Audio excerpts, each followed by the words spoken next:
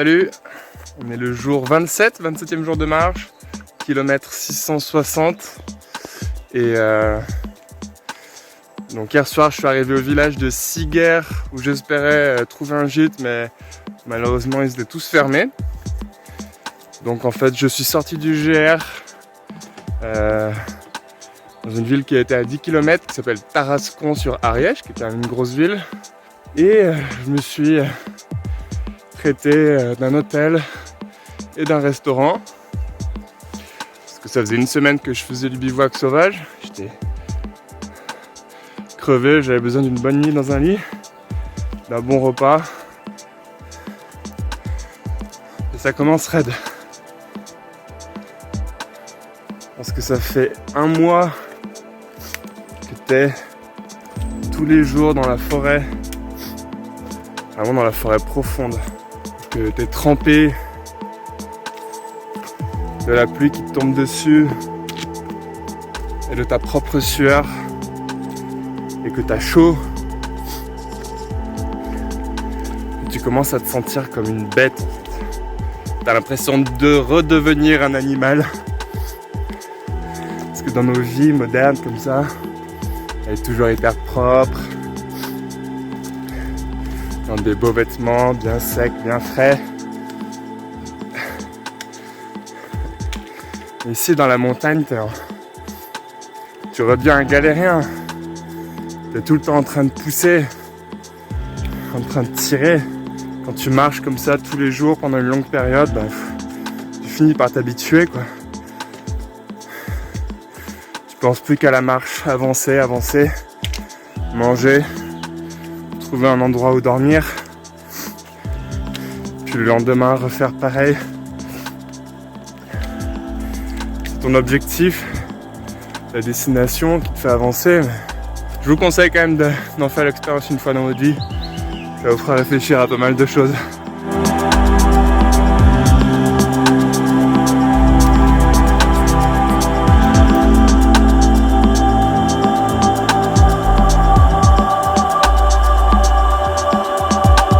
Je suis seul au monde, dans le brouillard. Et je sais pas ce que vous en pensez, mais je trouve que ça fait un charme.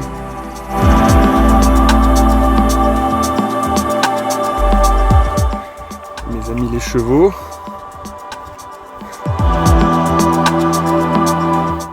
Bon, il est midi, c'est toujours le brouillard le plus complet.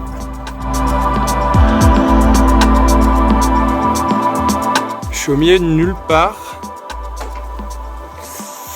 Et t'as une cabane avec une épicerie en libre-service. C'est énorme. Donc là, t'as des knacks, une espèce de pain, du café, du beurre, de l'emmental, du jus de pomme. C'est incroyable. T'as des bouteilles de gaz, des compètes, chocolat, soja, des fruits, des gâteaux. Oh, mais c'est génial quoi. T'as même une carte, tout. Je kiffe. Et voyons voir, il y en a encore un autre. Est-ce que... Non, mais j'y crois pas. Des chips, du lait, des trucs. Mais oh! C'est le truc le plus ouf en termes d'épicerie que j'ai vu depuis le début du GR, quoi. C'est super. Bon, je vais faire mes petites emplettes. Bon, cool. Le temps a l'air de se dégager. Et voici la fameuse caverne d'Ali Baba qui renferme l'épicerie magique du GR10.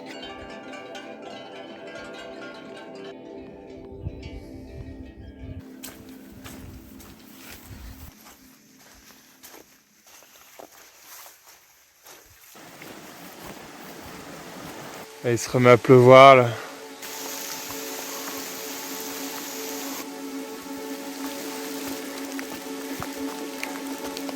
Ah mais il pleut des cordes, ça ne veut plus s'arrêter. Au contraire, ça empire. Si cette vidéo te plaît, abonne-toi, mets un pouce vers le haut. Si elle te plaît pas, tu m'envoies navré. Mets un pouce vers le bas, explique-moi dans les commentaires pourquoi. Je te souhaite quand même une bonne journée. suis enfin sorti de la forêt. Je marche dans l'herbe. C'est littéralement. Regarde, quand tu appuies dessus, ça giscle. Hop, hop, hop, hop. Oula! Qu'est-ce qui se passe les vaches là? Il y a un combat de vaches.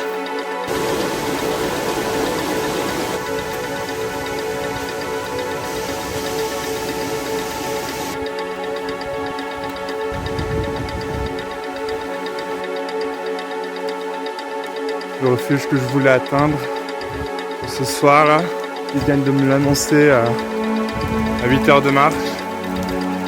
Bon, après ces trucs c'est tout le temps surestimé. Peut-être que je peux le faire en 6. Ça me fait marcher jusqu'à 10 heures. Ça se tente. Là, je vois plus le marquage là. Quand il fait sombre. Et genre là. Le terrain il est un peu dévasté. Je vois pas de traces. Là, c'est bon, je me suis retrouvé. Quand tu te paumes en fait, faut revenir au dernier marquage que tu as vu. Et en fait de là je pouvais voir un autre marquage auquel j'avais pas fait gaffe la première fois. Et là c'est bon. J'ai retrouvé le chemin.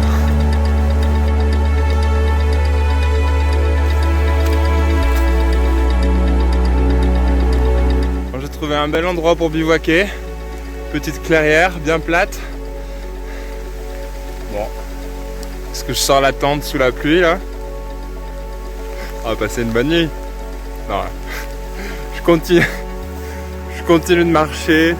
Peut-être ce soir ça va être la cabane de berger. Parce que là sortir la tente sous la pluie.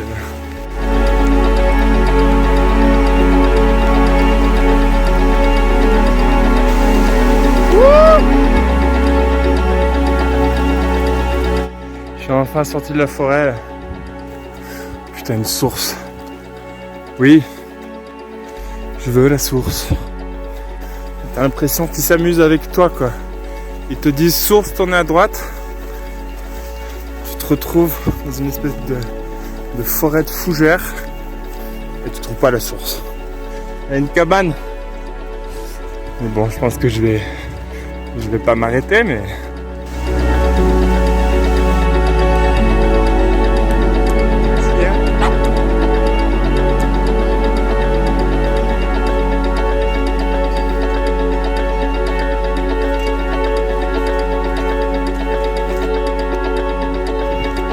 19h30, je suis encore à 6 km du refuge, 400 D+. Donc, j'entame la crête, enfin un petit passage technique du GR. Normalement j'en ai pour 1h30, 2 heures de crête, apparemment bien rocheuse, puis ensuite le refuge.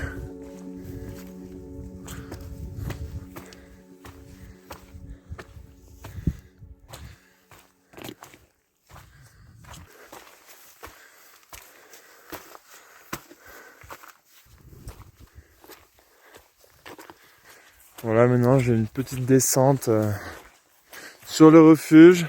Je vais me mettre au chaud. Après une grosse journée. Sacrée journée. Je crois que c'est celle où j'ai été le plus trempé depuis le début du GR, hein, parce qu'il a fait pleuvoir. Là c'est un peu calmé, mais c'est la bruine. Mes vêtements n'arrivent pas à sécher. Je suis complètement trempé, je commence à avoir froid. Mais j'ai passé une bonne journée. Alors, je suis dans les tout derniers mètres avant le refuge. Il est 20h45.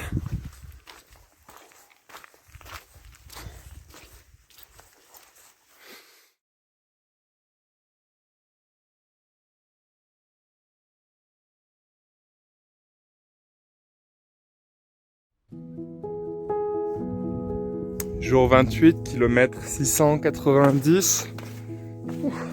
Après une très grosse journée hier, encore plus de 30 km. Je suis arrivé au refuge vers 21h.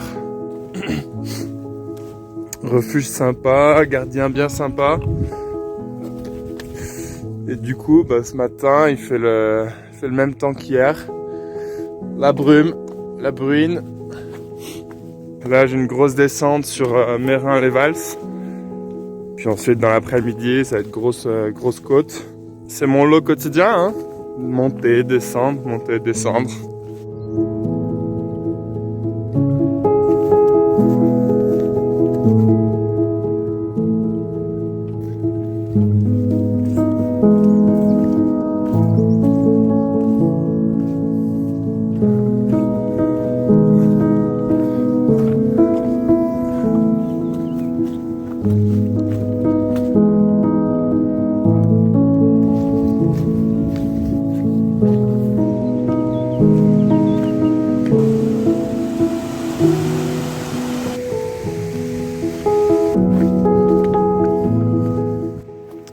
J'arrive à Meyrin-les-Valls, qui est la fin de l'Ariège.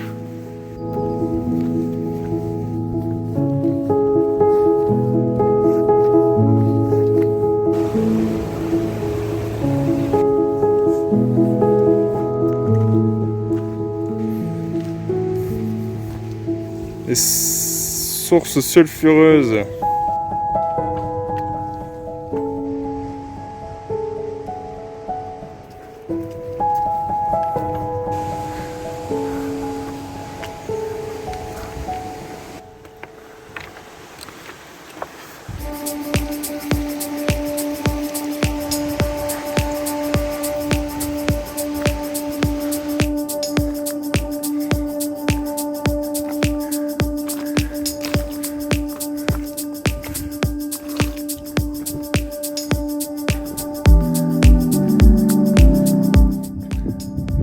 Je suis à la Portail des Bézines, à 2333 mètres d'altitude. Là, je vais redescendre sur le refuge des Bézines.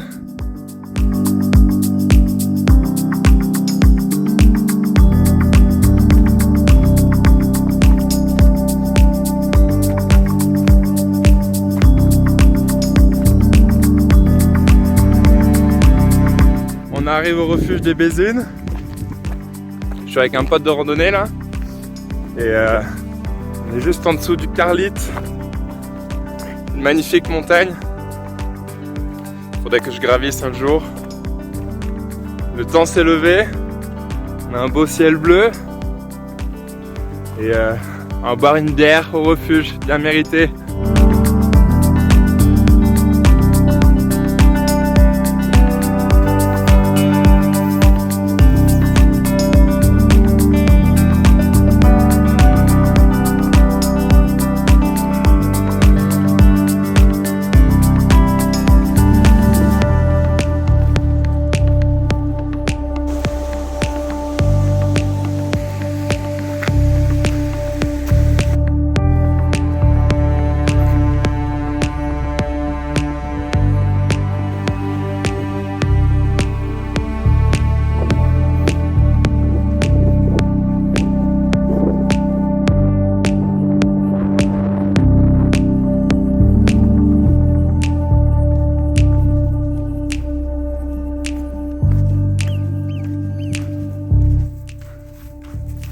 Regardez où je suis quoi.